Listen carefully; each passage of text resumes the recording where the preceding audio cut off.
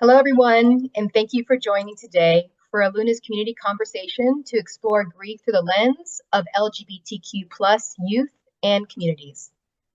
We appreciate the hundreds of early registrations that came in and the heartfelt questions that we received for our panelists. Thank you. We welcome everyone here today into this shared space of learning, compassion, and growth. I'm Sarah Beam, Assistant Director of the Eluna Resource Center. And on behalf of the Eluna staff, I want to thank our esteemed panelists here today and for all the important work you do to build DEI awareness and access to grief support. Our mission at Eluna is to support children, teens, and families impacted by grief or addiction through our 3 signature programs. We've got the Eluna Resource Center, Camp Erin, and Camp Mariposa. At Eluna, we recognize the important roles that all of us play in creating affirmative spaces for youth and families to feel seen and supported, regardless of their sexual orientation or gender identity. Queer and trans youth often face unique challenges compounded by the weight of discrimination and prejudice. Our conversation today will begin by honoring intergenerational activism, intersectionality, and collective grief experiences within queer and trans communities.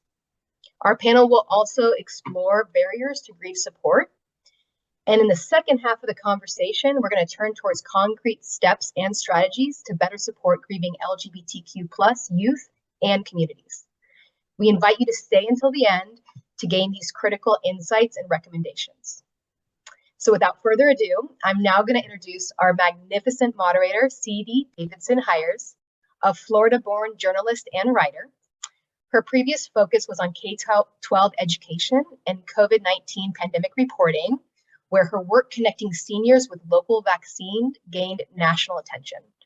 CD writes about queerness, burnout, and Florida's environment, and serves as a membership coordinator with the Education Writers Association.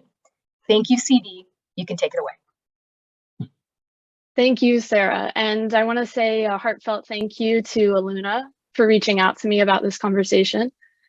I grew up queer in a rural North Florida town, and learning how to articulate who I was, and more importantly, sometimes how I was, is still an incredibly artful and courageous process. I do have a background covering K-12 education for a local newspaper and the USA Today network. Then I documented the traumas of the COVID-19 pandemic. During that time, I was witness to and wrote about various legislations that rose up in my state and around the nation that target queer, including trans, youth, and communities, which is an identity I'm so proud to share. Today's conversation is meaningful to me and to the panelists you'll meet as we discuss in particular the ways in which grief presents itself and what those looking to support youth, in particular queer youth, can know in advance. This is a huge topic and we only have an hour, so we will address as much as we can. And I want to add, for the purposes of this conversation, I am comfortable with using the word queer. You'll also hear LGBTQ and variations of that. The words are as diverse as is this community. We will have time for questions toward the end of our conversation today, so please use the Q&A feature as your curiosity arises. And with that, I now want to get out of the way so you can meet our amazing panelists who can introduce themselves. And I think, Ryan, we will start with you. Great, thank you. My name is Ryan Loisel, coming from Rhode Island and program director for Friends Way. And I also have a private practice, Rhode Island Grief Counseling. So very happy to be here today. Thank you. Lyndon? Hi, everyone. I am an LGBTQ trainer and consultant based out of upstate New York and kind of serving all across the country. And very excited to be having this conversation with everyone today as well. We're excited to have you. And Adam? Hey, everyone. It's great to see you. Happy Thursday. My name is Adam Stevens. My pronouns are they, them. I come to you from Brooklyn, New York. I am Black. I am queer. I am fat. I am disabled. I am an educator. I am a grief counselor. And I'm here to have a beautiful conversation with all of you. Thank you. Thank you, Adam. And Siege. Hello, everyone. My name is CJ or Siege. I use they and he pronouns, and I am coming from Philly today, from Uplift Center for Grieving Children. I work with children and their caregivers there for grief support groups, and we specifically have specialty groups for our queer and trans youth who are grieving a variety of losses. Very, very happy to be here today. Thank you all. So as we get started, I want to put some thought into setting the tone for how we're about to talk about grief and the queer community. Adam, can you help us with some specifics? This is a conversation that can be so heavy, and it's one that is so important we all feel comfortable in. Can you give us an expansive definition of grief that encompasses queer identity and experience? Or in other words, how do you define and work with grief? Absolutely, CD, thank you for the question. I'd like to start, you can see us, but we can't see you. But like you said, CD, a lot of heaviness around this, death, loss, grief as it connects to queer communities. So I just want to invite everyone to take care of themselves by taking a breath as we dig in. So just breathe in and release. Yeah. And so when I think of grief, I think of the natural reaction to loss, especially the death of someone to whom you feel connected or attached. That's the more classic definition of grief. And then as we look to expand, we find that there are many examples of loss and grief that don't necessarily involve death, such as loss of a family member, a loved one, a community that you cherished, a role that you held in your community, your group of childhood friends. Often this happens when queer folks reveal more of who they are, our sexuality, our gender identity and expression. And we often lose all that we know in order to be who we authentically are. And so that is a huge loss. And for me and many people who are here on the screen right now, we consider that to be grief. That is our loss. And it's unique to our experiences as individuals who belong to the LGBTQAI+ community, right? And I believe that we grieve because we love. I'm gonna say that again. We grieve because we love. And James Baldwin, an amazing Black poet, playwright, author, phenomenon. James Baldwin goes on to say, love does not begin and end the way we seem to think it does. Love is a battle. Love is a war. Love is growing up. So if we take out the word love and insert grief, grief does not begin and end the way we seem to think it does. Grief is a battle. Grief is a war. Grief is how we grow up. So for now, I'll end there, and I'll say thank you. That was beautiful, Adam. And I have a quick follow-up do you explain this to the youth or families that you work with, or do you allow them to find it on their own? Great question, CD. It's both. There are resources and information that we provide. We provide space. And then, we each have our individual and collective journey. And on that journey, we discover and also we uncover. So it's a little bit of both, a little bit of this and a little bit of this, right?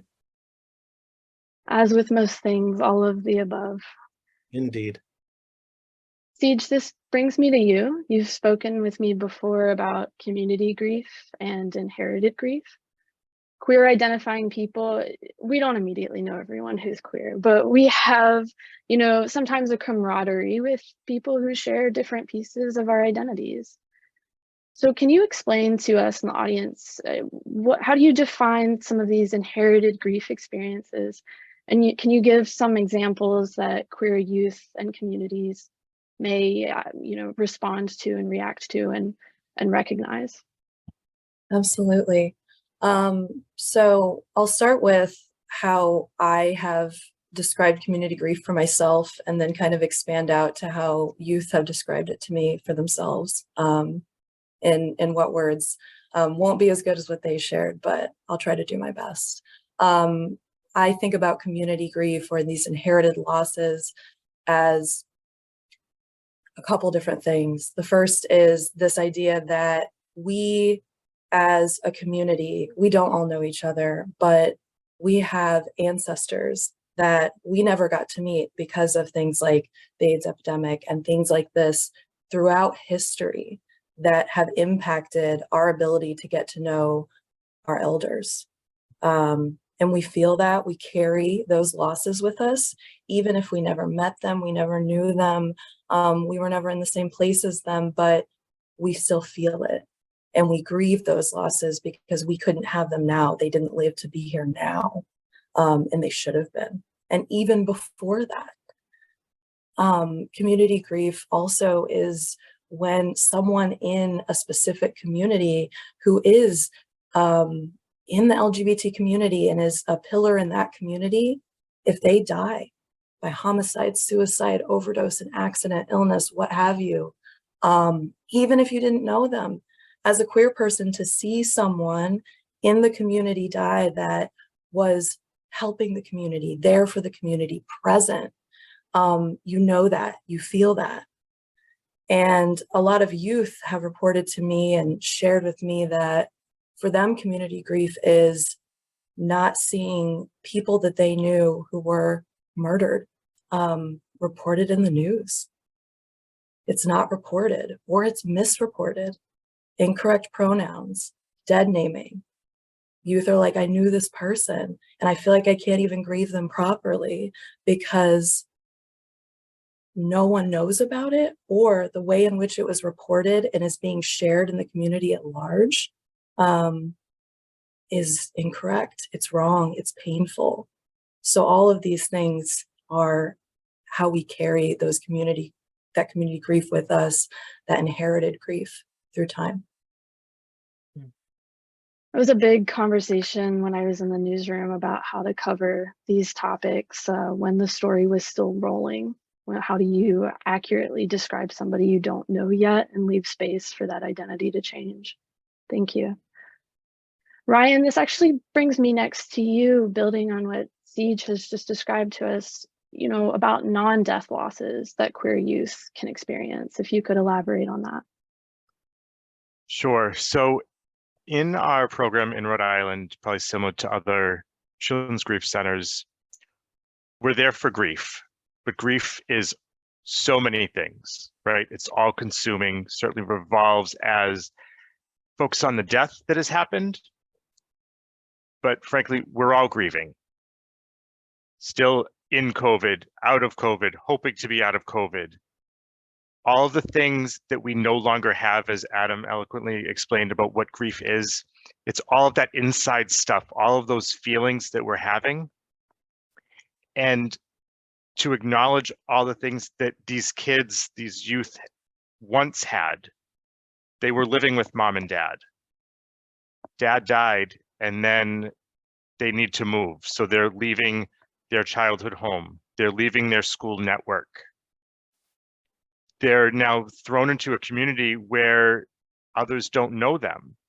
And depending on their queerness or whether or not they were out, they're trying to figure out, how do I share A, that my dad died, and B, that I'm gay, and C, that I'm trans, and all of those things certainly get confusing and hard, and it just is hard for youth. And then we're, as the professionals, trying to figure out how to help tease that out, starting a new school, being assumingly raised in a heteronormative society, and saying, oh, well, do I tell them that I had two moms and one of my moms died?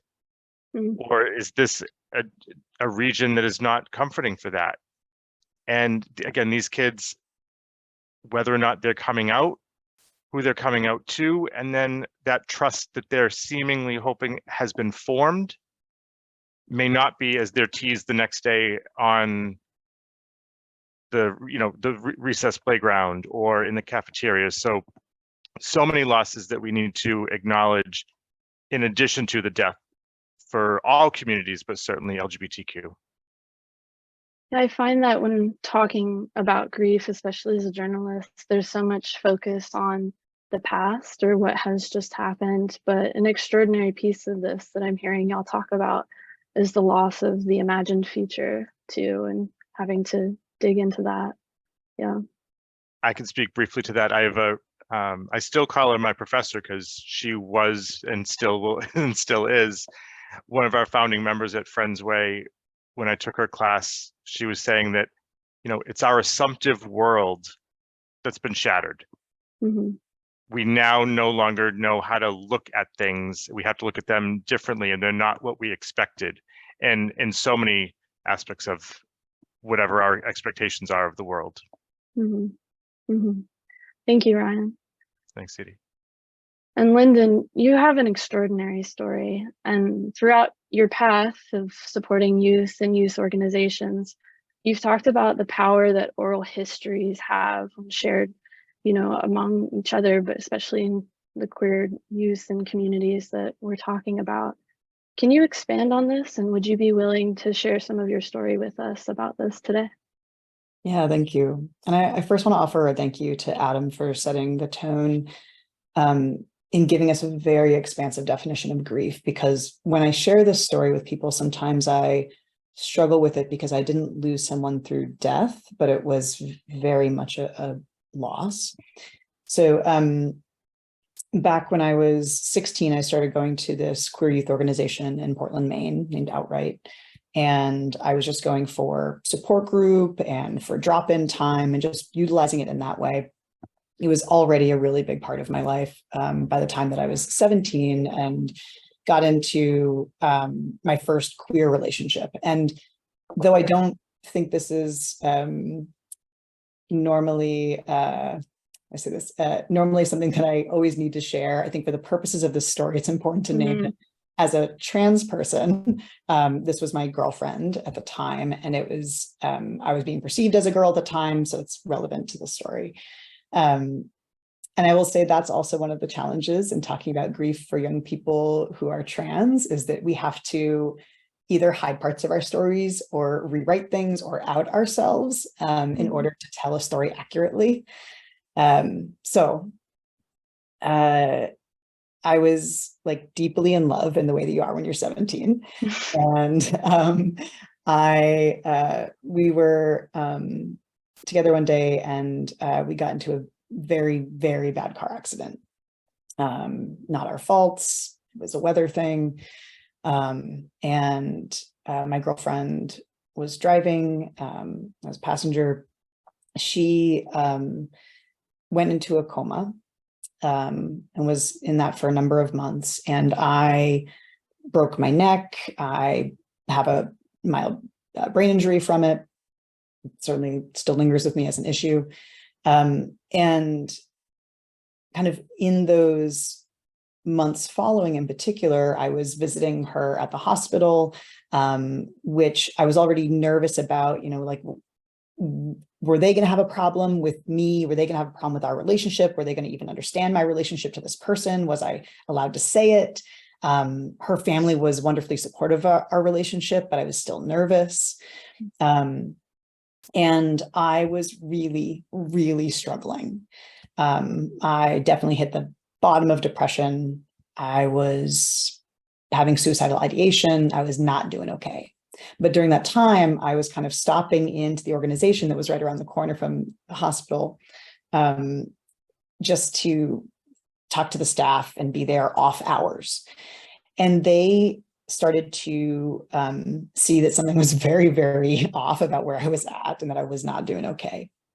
And they started to hand me these opportunities like, oh, here, go to this conference, and do you want to learn how to be an HIV peer educator and go to this anti-racism workshop, and here, join our speakers bureau and join the board of directors. And I had all of these really neat opportunities that were kind of being thrown my way.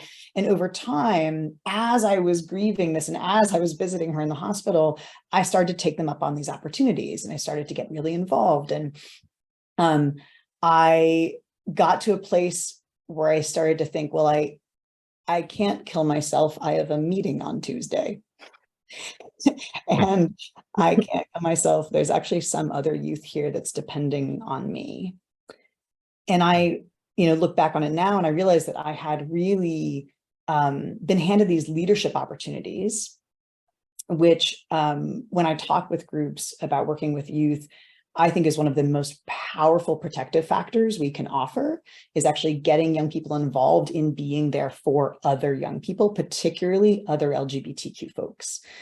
And so I, in joining the Speakers Bureau, learned how to tell my story, learned how to do this work, which later on led to me doing this work full time. I later got hired by that organization. I actually ran the programs that had raised me. And that set me down a career path and a community path.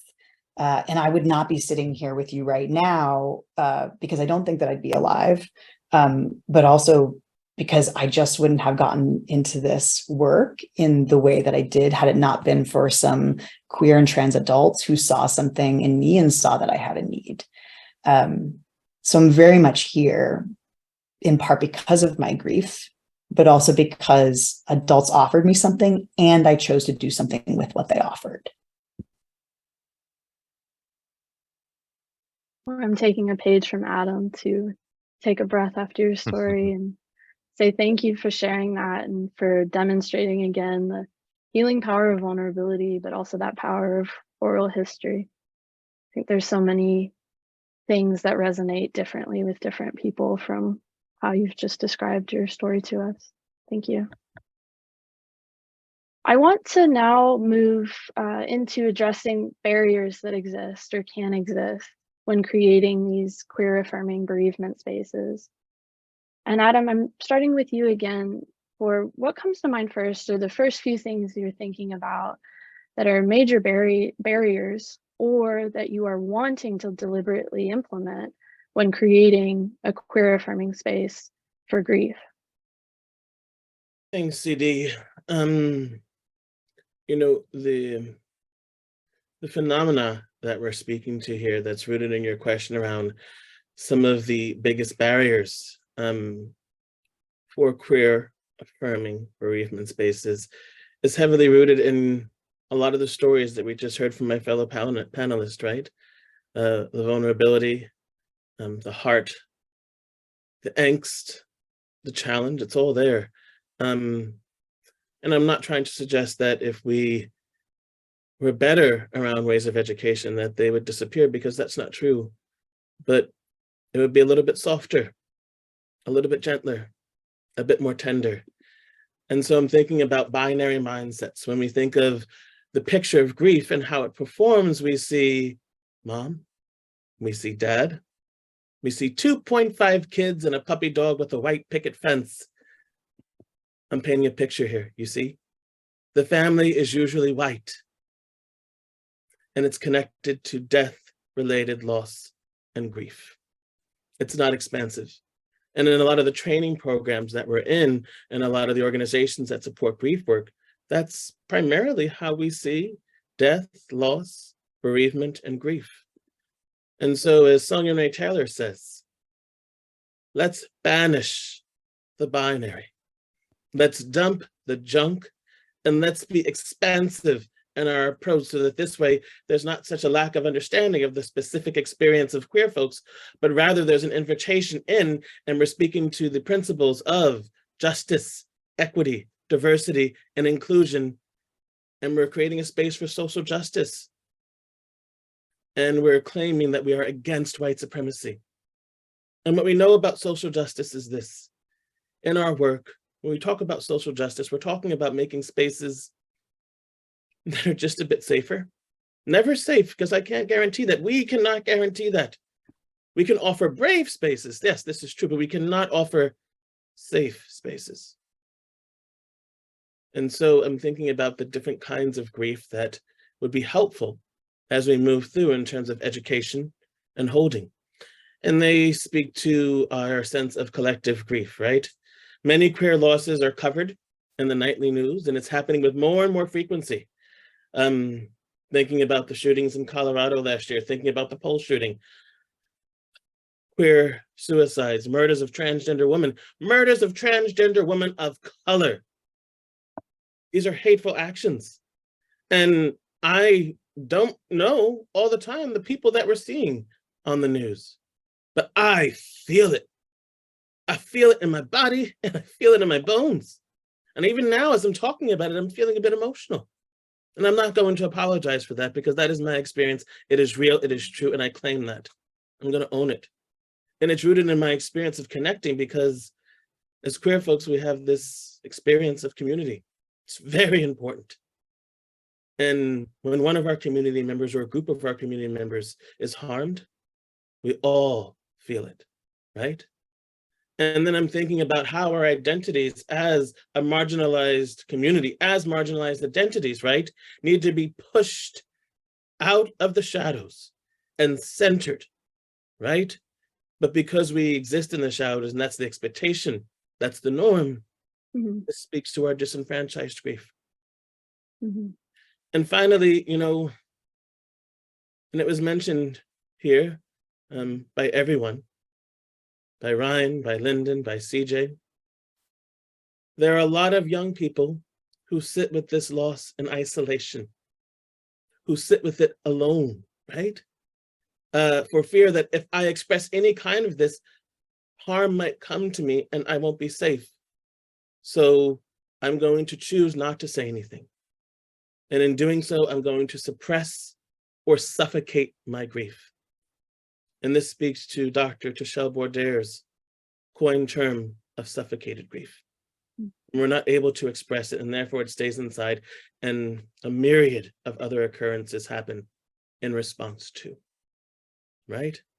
And so I've been talking for about 3 or 4 minutes now, just a little bit of education, but imagine if everyone just did a little bit, the ripples, yeah, the ripples. So just throw that little pebble in the water, make it queer, why not? And let's see where the ripples take us. Thank you, Adam. Thank you. Creating that space, those people who recognized Lyndon bring the Lyndons of the world within and have more. Absolutely. Building on that, CJ, my question for you will also be about safety and trust.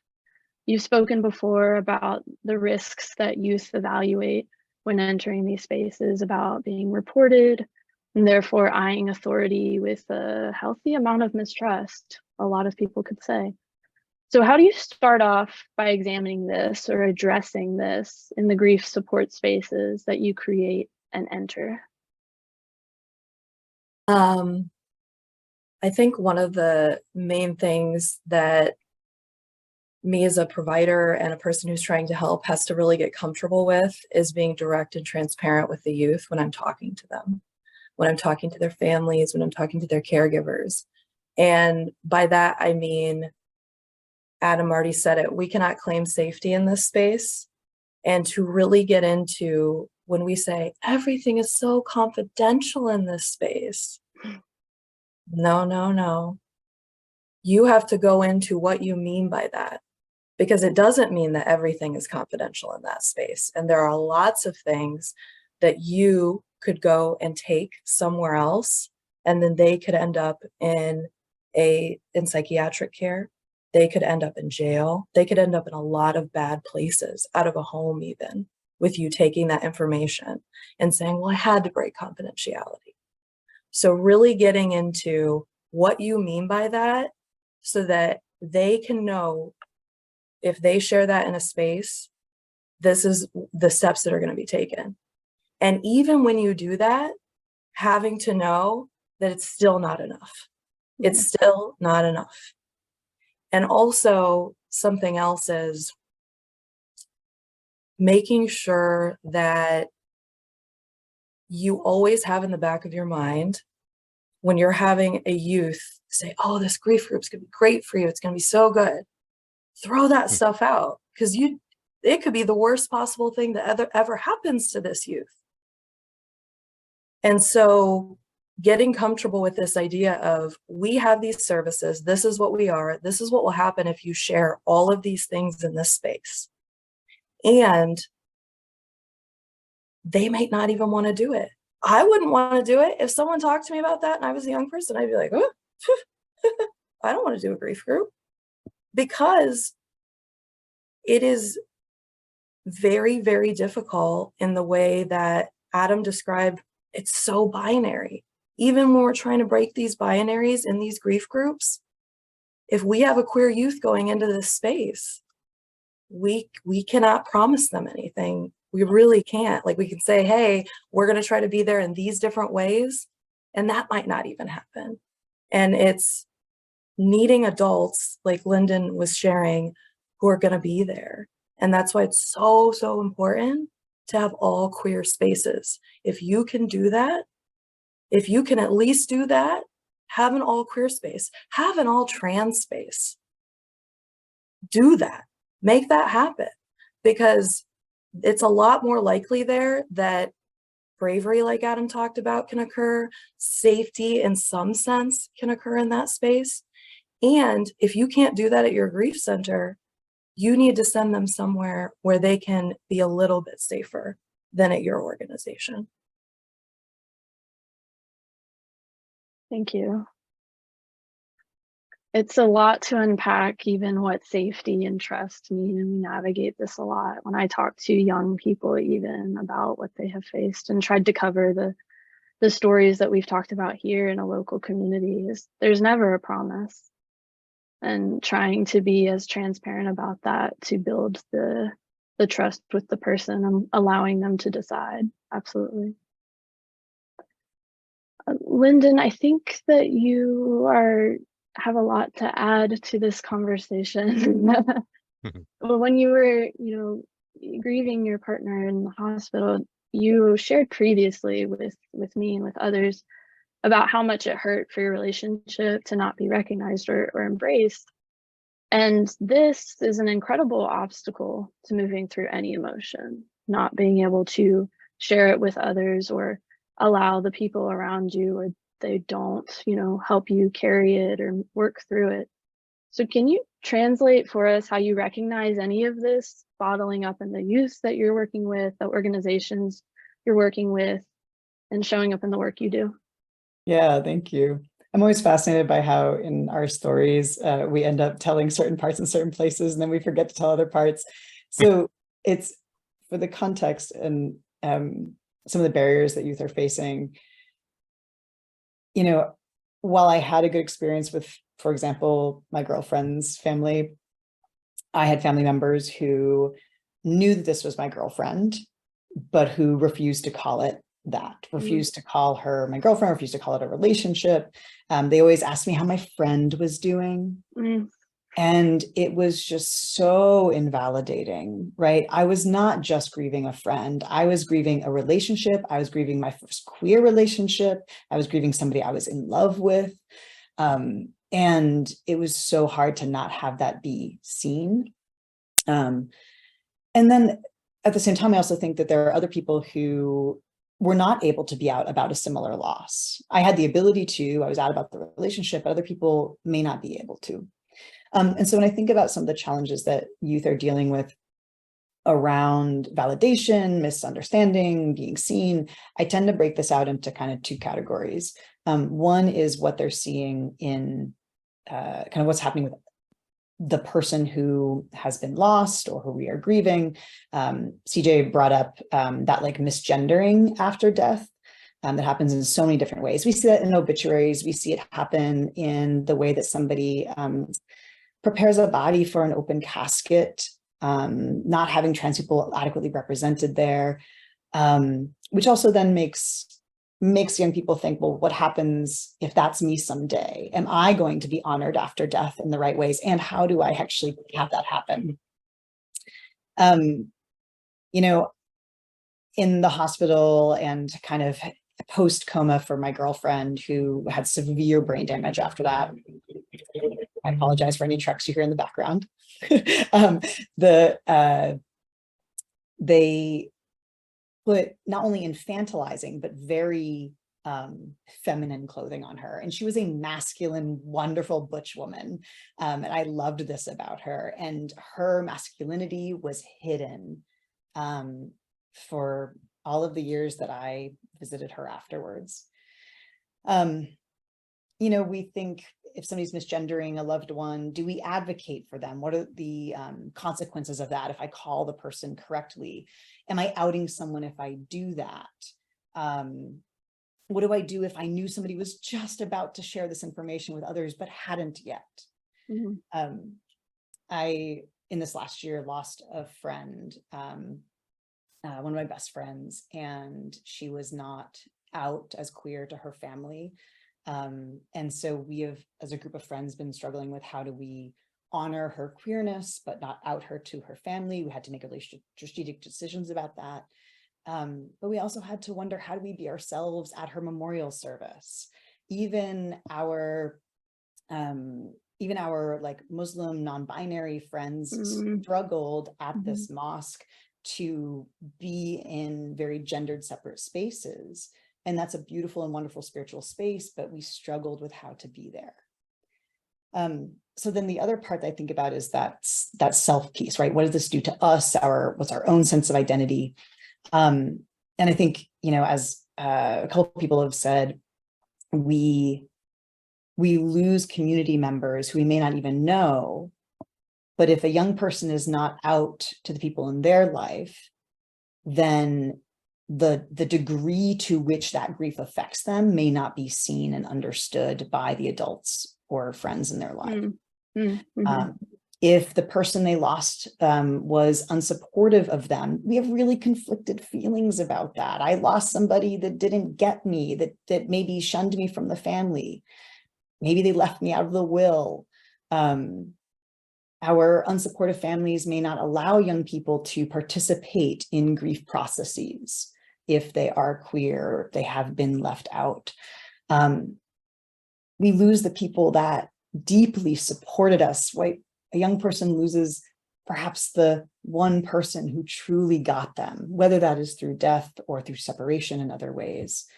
I saw somebody post recently about losing a mother before she got to even know that he was gay. And the last part I'll share, and kind of how this has affected my life, is that I lost my grandmother when I was fairly young, but we were very, very close. She was my favorite relative, and I have a lot of amazing memories. And I'm like the oldest cousin, so I was her favorite, And so by the time I was 14 and coming out for the first time,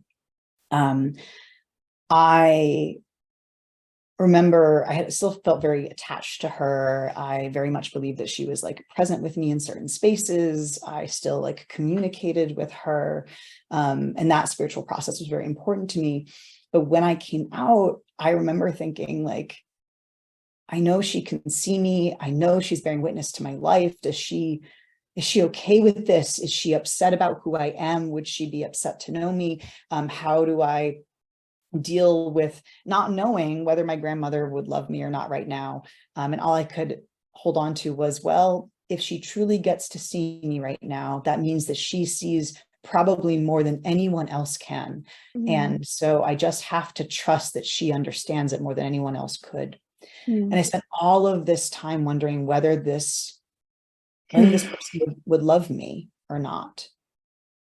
Only to find out in my early 20s that she had been a nurse and deeply involved in caring for people during the AIDS epidemic of the 80s.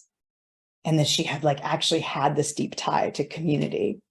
And I wish that I had known that earlier, so that I would have not spent so much time worrying about whether somebody loved me or not,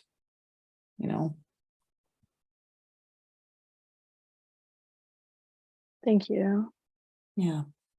Extraordinary thoughts put in an extraordinary way, and resonates deeply. My godmother recently passed, and I hadn't introduced her to my girlfriend, and so I brought my girlfriend with me to the memorial, and it was a celebration. And there are all these photos of me and her as a child that I got to walk us through. So a deeply resonant story, Lyndon. Thank you. The next step in our conversation is about creating brave spaces. As anyone who's listening can tell, the panelists in today's conversation are incredibly brave with the work that they do, the way they tell their stories, how they own who they are. One of the hardest things to do is look at who am I and accept that. So I use the word brave very intentionally instead of safe space, brave space. And we do this a lot in journalism as well, being mindful of the tone we're using, the kinds of questions that we're asking, how we're asking them. And then more importantly, the silence that we use to let somebody collect themselves and have the time to decide whether they want to talk about this or not. Ryan, I'd like to start with you, and in the work you do, how do you go about checking in with who you're working with, your staff included, or colleagues, to make sure you are collecting feedback, creating space to implement that into the work that you're doing? I'm still catching my breath. Mm-hmm. There was a lot that Lyndon shared that feel like there's some things we don't often recognize. And as my grandparents were aging and dying, it was not okay for me to share. They knew my husband, but didn't know him as my husband. And I go back and wonder, like, I think it would have been okay. I think they would have understood. I think they still would have loved me. But again, just really echoing your bravery, Lyndon. And I think to allow those brave spaces to be, we've got to talk about it. I mean, we have some LGBTQ stickers on doors to show that, right, we're a safe space. We're implying that, okay, there may or may not be folks that identify as queer, that attend Friendsway, that attend Uplift, that attend these other spaces. We recently introduced a family that started, and we don't often have a lot of transgender adults. And actually, I think it was our first in my tenure at Friendsway. And I felt very protective. I felt really cautious and wanting to make sure that he felt supported. And as we always do, I checked in with our new families that night and then followed up with an email. And I'm glad I did with email. And he said, you've got a great group. Again, this is the group nobody ever wanted to have to be a part of. I appreciate that you're checking in. He says, you know, my boys kind of talked a little bit about group on the way home. He says, I did want to comment that, you know, there were some gender norm statements said. And he says, as a queer person and also as a person of color, I don't always feel safe. And I shared that with a different group of volunteers the other night. And someone said, oh, so like we fell down on the job. And I said, well, no, I says, I've asked for feedback from him to get an understanding, because I don't just want to assume like, oh, all right, so now I'm going to tell our volunteers, like, you said that. I'm like, I don't know what you said. And this person is a DEI professional, right? So he can be the educator and say, this is what I need from you to feel safer or to be braver to share my story. That was kind of going, I say in my head, a little off script as to what I had planned to talk about, but this is very relevant as in the last couple of days. But I think even more so in our groups, especially our teen group, which I tend not to participate in because they look at me as the principal. And I encourage our volunteers because they're the ones that are carrying out the work and need to have them introduce, you know, as Siege said, like talking about the limits and the barriers to confidentiality and why they exist. And that it's so important that what you're sharing in here is valid. And if you're sharing that these are your pronouns, or this is your name in group, but we've got to be very careful about going upstairs and talking to you in front of your grandmother. We respect that. We want to respect that. And after, again, if Lyndon were the person who had just shared their part of the story, acknowledge that. Say, wow, I'm so grateful you shared that. And looking around the room and seeing if other folks are feeling a certain way, if you're feeling like your emotions are really high, put it out there to say, yeah, we can't play Jenga right now. I've got to stick back to this. I need to continue and be in my feelings. So again, we're human. We need to acknowledge those feelings, and so many times we're burying them and not acknowledging them, and then we're going to explode, and we want to intervene before that happens. Thank you. Thanks, Ryan. If I may, there's a Please. comment in the chat. Someone heard Lyndon, someone heard Ryan, and they were inspired. Their name is Janet, and Janet says, I deeply believe that when people die, they gain wisdom and enlightenment and are released from whatever prejudices and limitations they were hampered by in their human form. It's just, it was so beautiful, and it's so resonant, full of hope and full of love. And I wanted to lift it up and amplify it so everyone can hear, because it's so connected to the conversation that we're all engaged in now. So thank you, Janet. Thank you, Adam, for noticing and elevating that very much. It's an important part of this discussion as well, is being able to identify the joy in the spaces that we occupy. And Siege, I actually want to bring the conversation to you next with, it sounds to me, in talking to all of you, your work sounds so layered, like it's stepping stones, one thing to the next, keeping what works, reevaluating what seems not to. But I want to ask about one barrier in particular that may occur, where parental consent may pose a serious issue. How have you approached creating queer affirming spaces to support both the families, but focused on the youth at Uplift Philly? Thanks, Dee. So parental consent is really tricky, and it is different in every state. So I'll start with that. So every state has an age where a youth can doesn't have to get permission to take services. In Pennsylvania, I'll just use Pennsylvania as an example, it's 14 years old. So what that means is if you're 14 years or older, you do not have to ask your caregiver. I don't have to ask your caregiver. Nobody has to ask your caregiver if you can do a grief group, which is really exciting and really cool. So for youth who are 14 years and older, the planning goes in a different direction because you don't need consent.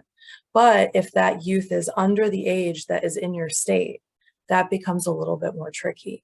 That becomes very tricky, in fact. So at Uplift, something that we have done is we have groups for 11 to 13-year-olds called Free to Be Me With You. And these groups are for youth in the LGBT community who are grieving the loss of someone, losses of all the different stuff we've talked about today. And they get to identify a trusted adult in their life who they want to take that group with.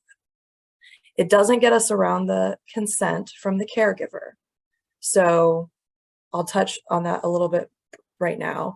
So if we have a youth, I'm just going to give an example, who's 11 years old, they're in the community, they had someone die, they have these losses, they want to do a grief group, Free to Be Me With You, but we find out that their caregiver does not know they are in the community, and it is not safe for us to say, hey, do they want to be in the queer group? That youth can't be in that group. They can be in a general group. We do that very specifically so that we're not outing a youth. We're not pushing the youth to out themselves just to do a grief group. Even though it would be great if they could be in a group with other queer and trans youth, it would be amazing, but it just isn't safe enough. And so sometimes you have to be able to go, okay, We know this youth is in the community. They're going to do a general grief group with us. We really need to plan around the fact that if you're contacting their caregiver, that you are not mentioning anything about this to the caregiver at all.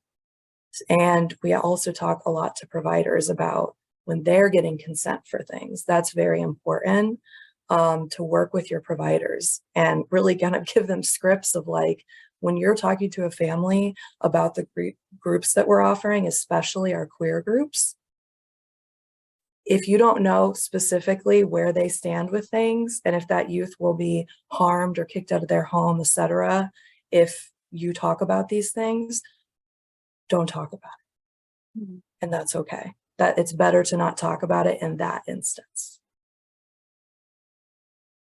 The challenge in front of you is extraordinary when things like this come up, and in states where state policy is more so dictating, you know, even if kids have nicknames at schools, getting parental consent. So I say that simply to acknowledge the difficulty and amount of thought y'all put into this work. Lyndon, I want to come back to you. You have demonstrated to us, you know, the power of storytelling and intentional vulnerability. And I wanted to ask about tips you have for people working with young people about how to cultivate the spaces for these kinds of conversations to come about. All right. No more stories during this session or during for you during this answer, so no problem. Let's talk about how to do that. I think the first question that I'm always going to ask myself when I'm working with youth and I feel compelled to share something personal, and this is not an LGBTQ specific thing, right? This is a tool we use all the time, anywhere. I ask myself, like, is this in service of this youth? Am I doing this because this is going to help them feel more seen, more understood, less alone, gain some insight? Am I trying to come at it from a place of humility and not ego? And so I'm really asking myself, like, is this going to benefit them? And right, do my best to ask for consent to share information. Hey, this is making me think of something that came up in my life. May I share that with you? You know, or may I share something about my life that was similar? And so I am trying to ask for that consent before I go there, particularly if it's going to be in a deeper way.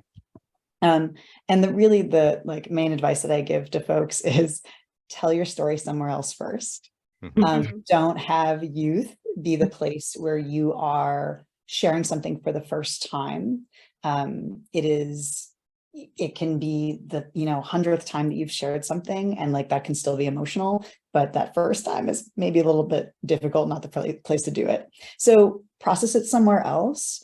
Make sure that you're not utilizing a young person as your therapist.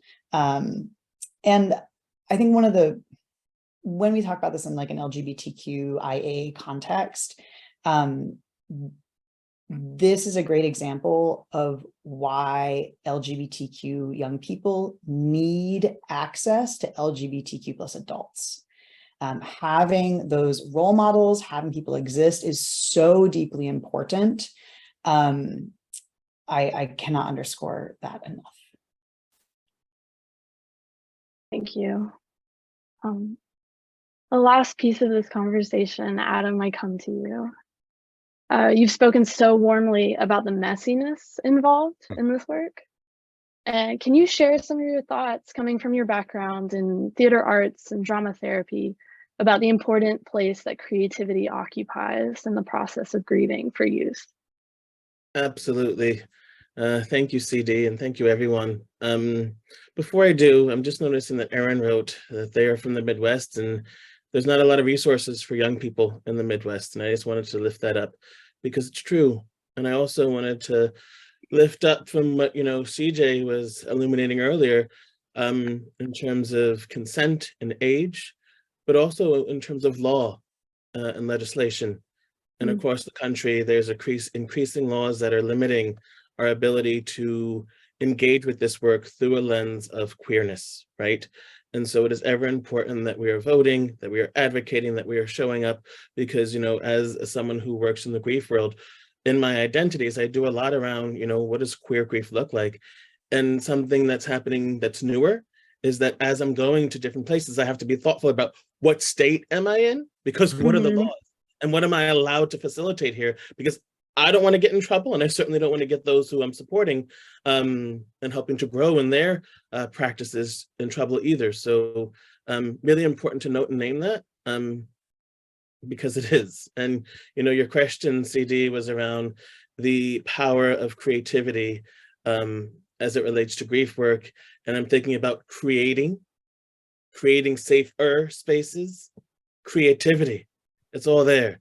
And I think about baby Adam, and I love my parents, Barbara and Arnie, I love them dearly, but they grew up in the church and they were homophobic and they were transphobic. So there were a lot of times that I would go upstairs to my bedroom and I pull out my Crayola crayons and my markers and I would just draw. I would draw the worlds that I wanted to be in, the people I wanted to see and connect with. And I don't know how I did it, but I just knew to do that.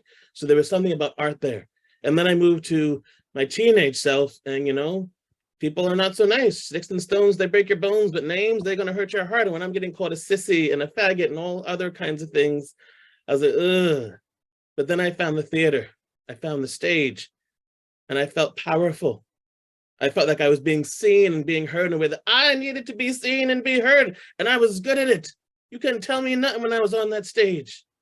And so, when I grew to my young adulthood, I majored in theater and I become a theater maker and a theater artist. But then I also love working with people and healing. So that led me to drama therapy. And y'all like, oh, what's drama therapy, Adam? Well, I'm just going to tell you in 30 seconds what drama therapy is.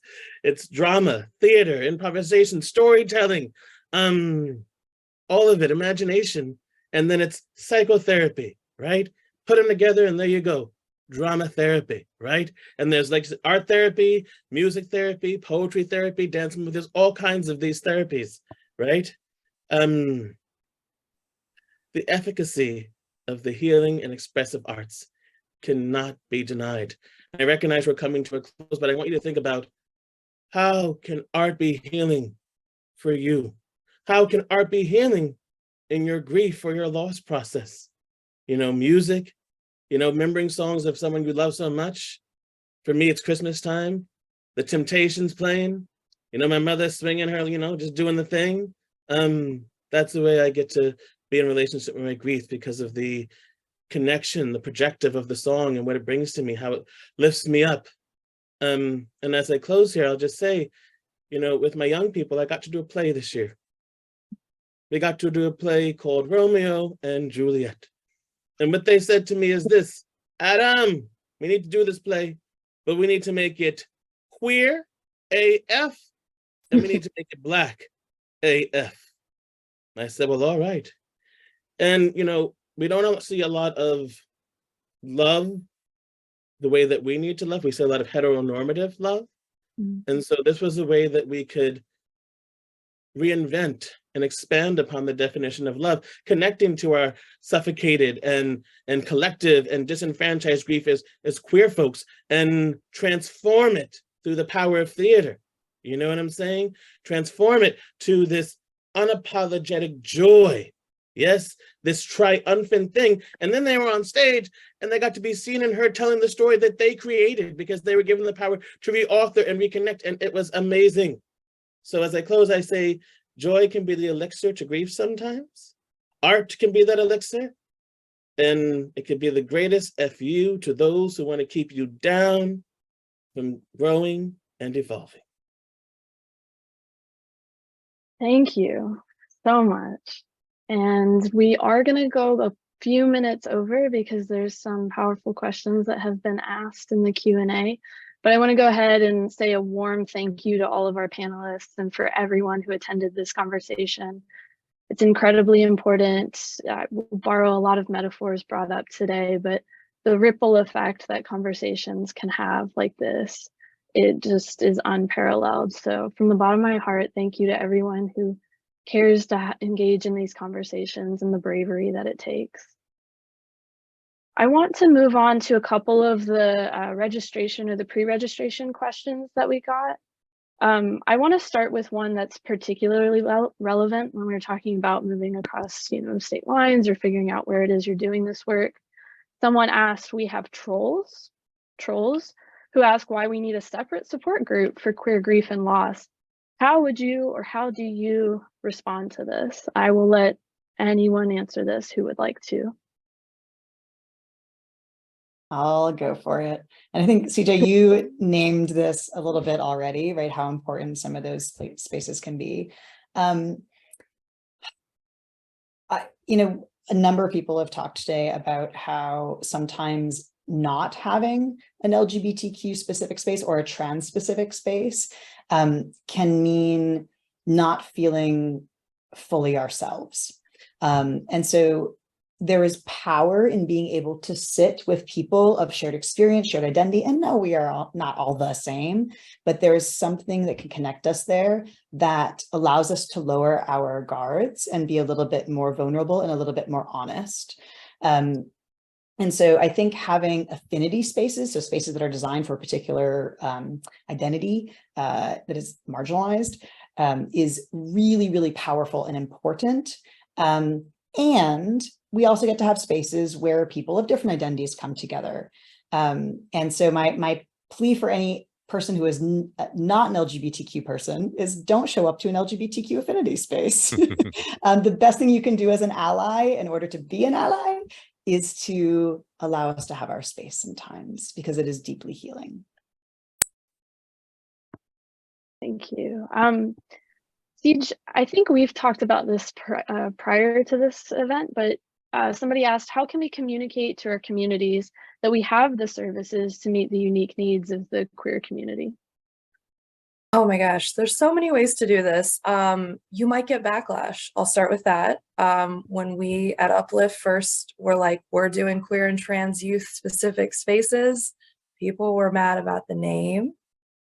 They were mad about a lot of things. So I'll start with that. You're going to get backlash, so just expect it.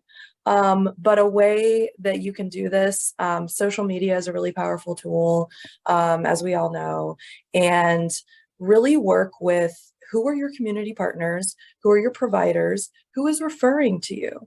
Reach out to those people because they're in it. They're with people. They're doing the work. They're doing it. Also, send it out to your families. Let them know about it. And you might get a little bit of, wait, what is that? And you just have to have a script in line of like, this is why we're doing this. Like Lyndon shared, like, we're doing this because da da da da da, and that's that, right? So a lot of ways you could do it, but just making sure that it's going out there, I think, is the most important thing if you're doing it, and the planning to make sure that you can actually do it, I will say, is very, very so, oh my gosh, important. Do not task a straight person to do this, but do not task a queer person to do this. So that's probably confusing. Yeah, Lyndon's like, oh my gosh. But so if you have queer folk who are interested in doing this work and they're like, we want to do this, and we are voluntarily like, we want to do it for staff, then it's okay. But do not say, hey, you're gay. Do you want to do that thing for us? And of course, don't have a straight person leading this, because they don't have that lens. They're not going to be able to get it out there like we need it to get out there. So yeah. I have two more questions. Ryan, I think this one might be in your court, but somebody has asked, what are some of the special considerations, if any, for queer youth when working clinically with them around grief reactions and experiences? Gosh, how much longer do we have? I'm kidding. Do you have anything, any specifics, CD, or just? I think if you could come, yeah, maybe 2 or 3 specifics that we can give to audience members. Well, I mean, I think it's going back to identity, them as themselves, and then also their grief, finding out the relationship to the person who died, right? We don't want to assume, oh my gosh, it was your dad who died, he was your best friend, you played softball. It's like, that wasn't the person he was, that wasn't the person I am, right? So it's trying to remove all of these preconceived notions and biases and say, you know what, let's hear about who you are. Tell me about your dad. Tell me about different things. And did he accept you? You know, did you get to come out to him? Did you? And then just kind of walk from there. But baby steps. I mean, trust your clinical judgment as a hopefully really sane therapist. Thank you so much. And I'm now going to hand it off to Molly Hassan at Eluna for our closing. But I want to again say a grateful, heartfelt thank you to everyone who was here, including the panelists, for your time. It was my pleasure getting to know you through this process. So Molly, if you are here and want to step forward. Thank you so much to Ryan, Adam, Lyndon, CJ, and CD for opening your hearts and minds for this discussion and for stepping up as leaders and for allowing us to be present with you. I'm going to say a few thank yous. I want to just mention that we have been recording the questions, and so I would love to be able to take those questions and put them into a resource online, and we will ask them of our panel and get some answers, because we want this to be an ongoing conversation. I also want to thank the staff at Eluna, on our leadership, our board of directors, and all of those who support Eluna. And a special thanks to the Community Conversations team, Sarah, Ellen, Kelly, Steph. Special shout out to Megan and Sela for their work behind the scenes. Eluna is a mission-based organization that is aimed at reducing stigma around grief. And this Grief Through the Lens series is focused on building a better understanding of the cultural factors that inform grief so that our field and our community have the tools that they need to support every child. Please consider supporting Eluna. There will be a donation link in the email. Look for that email and follow up. Please answer the survey if you have a few minutes. It really does help us inform our future programming and provide valuable feedback. An email will also include resources and much, much more, how to be in touch with the panelists and the recording of this conversation. We will be putting a resource up with the continued questions. Thank you so much for the tech team behind the scenes, and thank you all so much for being here. We appreciate you. Have a great week and weekend.